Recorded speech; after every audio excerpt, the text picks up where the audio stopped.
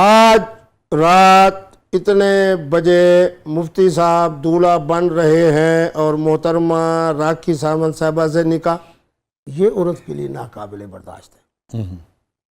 یہ میں بڑی ایک فطرت کی بات کر رہا ہوں۔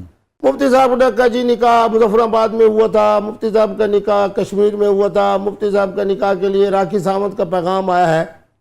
یہ اس عورت کے لیے اتنا سوکن کے حوالے سے بوجھ نہیں بنتا۔ میں آپ کے پروگرام کے توسط سے بھی یہی بات کہوں گا نوجوان نسل کو کہ جنہیں دوسرے تیسرے نکاح کا موقع ملتا ہے تو اسے ضرور اعلان عام نہ کریں، نہ بتائیں کہ یہ میری دوسری شادی، تیسری شادی۔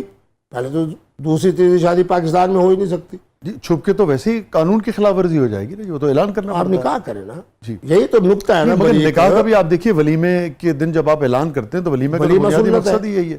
ایک طرف ولیمہ سنت ہے، دوسری طرف پہلی بیگم صاحبہ کا دل دکھ رہا ہے، تو میں کیوں ان کا دل دکھاؤں؟ سنت نہیں وہ تو، مگر ولیمہ کا تو مقصد ہی اعلان کرنا ہے نا، تاکہ معاشرے میں پتہ ولیمے لگ کے سکے لیے کہ ضروری نیا ہے رشتہ وہی قائم ہوا۔ محترمہ جن سے نکاح ہوا ہے اور وہ اور میں اور دو گواہ بیٹھ کے کھانا کھا لے تو ولیمہ ہو گیا نا۔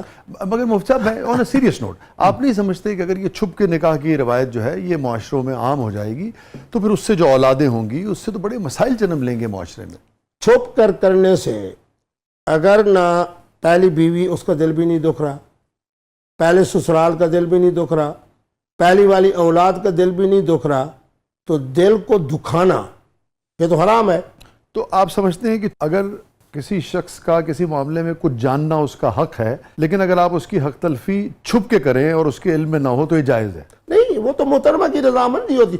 آپ ہی جیسے ایک ذہین صاحب نے مجھے کہا کہ مفتی صاحب آپ تو مردوں کا فائدہ سوچ رہے ہیں، تو میں نے کہا اگر 62% نکاح میں نے خواتین کے کہنے پہ کیے ہوں تو پھر اور جب پتہ لگے گا؟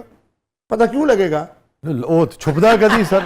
سارے مفتی عبدالکبیر کی طرح دلیر تو نہیں ہوتے، 1 درجن 2 درجن 3 درجن۔